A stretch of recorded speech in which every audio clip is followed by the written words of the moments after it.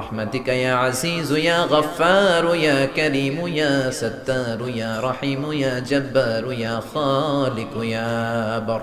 اللهم اجرنا من النيران، اللهم اجرنا من النيران،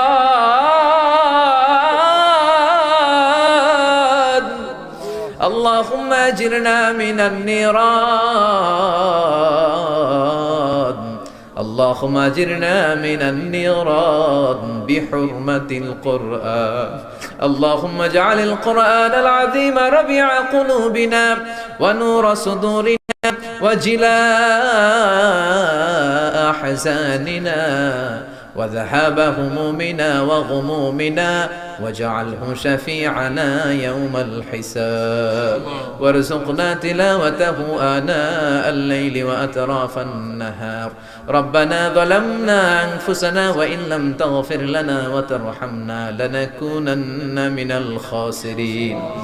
ربنا آتنا في الدنيا حسنة وفي الآخرة حسنة وقنا عذاب النار. ও বিশাল আকাশের মালিক, বিশাল জমিনের মালিক, বিশাল মরুভূমির মালিক, বিশাল পাহাড়ের মালিক, লৌহে মাহফুজের মালিক, বাইতুল মামুরের মালিক, সিদরাতুল মুনতাহার মালিক, লৌহে মাহফুজের মালিক, বিশাল আরশের মালিক।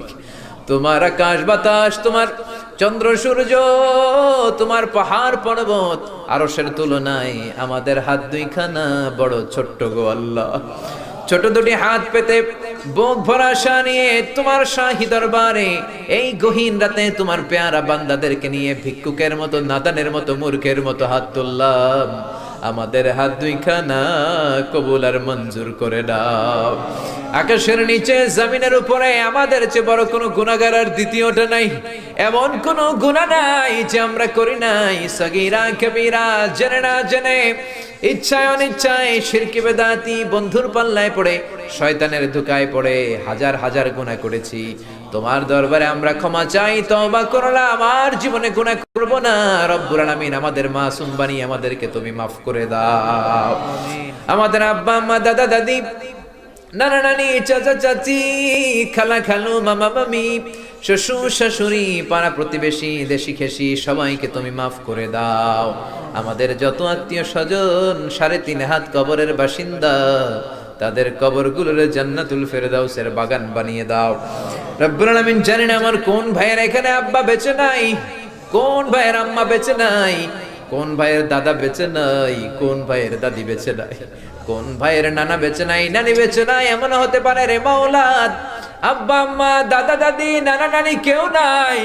রব্বুল আলামিন, কত কষ্ট করে মাথার ঘাম পায়ে ফেলে বাবা আমাদেরকে মানুষের মতো মানুষ বানালো রে মাওরা। নিজে খায় নাই, আমাদেরকে কোনোদিন না খাইয়ে রাখে নাই। বাবা নিজে পরে নাই, আমাদেরকে না পরিয়ে রাখে নাই। ঈদ আসলে নিজে নতুন জামা কিনে নাই, আমাদেরকে নতুন জামা না দিয়ে রাখে নাই। জানি না কোন ভাইয়ের বাবার কবরে, কোন ভাইয়ের মায়ের কবরে দাউ দাউ দাউ দাউ করে জাহান্নামের আগুন জ্বলে। জানি না কোন জনম দুঃখিনী মায়ের কবরটা দাউ দাউ করে জ্বলে। কত কষ্ট দিলাম দুঃখিনী মা, মার কলিজার মাঝখানটাতে লাথি মেরে দুনিয়ায় আসলাম। আমার মা অজ্ঞান হয়ে পড়ে রইল, আবার জ্ঞান ফেরার পর আমারে কোলে তুলে নেয়। সবাই বলল 10 মাসের কষ্ট এত তাড়াতাড়ি ভুললি কেমনে? আমার মা জবাবে বললেন, তোমরা বুঝবা না, যখন আমি আমার সন্তান কোলে লইছি, বুকে লইছি, চুমা খাইছি রে, 10 মাসের সব কষ্ট আমি 1 মিনিটে ভুলা ফালাইছি। জানি না কোন ভাইয়ের ওই জনম দুঃখিনী মায়ের কবরে আগুন জ্বলে, কোন ভাইয়ের আব্বা জানের কবরে আগুন জ্বলে, দাদার কবরে, দাদির কবরে, নানার কবরে, নানির কবরে আগুন জ্বলে। আব্বা আম্মার কবরে তুমি আযাবে দিও না, দাদা দাদির কবরে তুমি আযাবে দিও না, নানা নানির কবরে তুমি আযাবে দিও না। রব্বুল আলামিন নাম না জানা যত মুমিন বান্দা বান্দি তামাম জাহানের যত কবরস্থানে যত মুমিন বান্দা বান্দি মুর্দেগান হয়ে পড়ে আছে, প্রত্যেকের কবরগুলোরে তুমি জান্নাতুল ফেরদাউসের বাগান বানিয়ে দাও। রব্বুল আলামিন যারা টাকা দিয়ে পয়সা দিয়ে বুদ্ধি দিয়ে পরামর্শ দিয়ে আজকের এই কোরআনের ২৭তম কোরআনের বাগানটারে সফল করলো মাওলা। কিয়ামতের দিন কঠিন মুসিবতের কালে এই মাহফিলটাকে তুমি তাদের নাজাতের উসিলা বানিয়ে দাও রব্বুল আলামিন। যারা মাগরিব থেকে শুরু করে রাত 12টা পর্যন্ত আমার কলিজার টুকরা ভাইরা, বাসার ভাইয়ের আলোচনা শুনলেন, ওই দূর চট্টগ্রাম থেকে আমার ভাই আসলেন, তার আলোচনাও শুনলেন, আমার কাছ থেকে কিয়ামতের আলামতের ব্যাপারে আলোচনা শুনলেন। রব্বুল আলামিন, কিয়ামতের আলামতের কথা শুনে আমাদের ভয় লাগে, আমাদের অন্তর কেঁপে যায়, আমাদের বড় ভয় হয়, না জানি আমরা ঈমান হারা হয়ে মরে যাই। রব্বুল আলামিন, যত হকের কথা শুনলাম আমাদের জীবনে যেন বাস্তবায়ন করতে পারি তৌফিক দাও।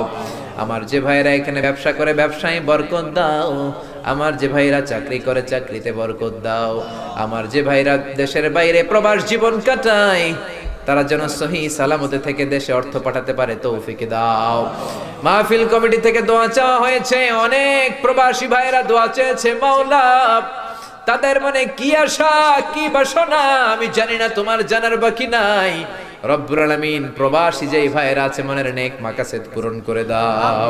যত মাদ্রাসার ছাত্ররা এসেছে কবুল করে নাও, যত শিল্পীরা আজকে গান গাইলো কবুল করে নাও, আজকের উপস্থাপক ভাইটাকেও তুমি কবুল আর মঞ্জুর করে নাও।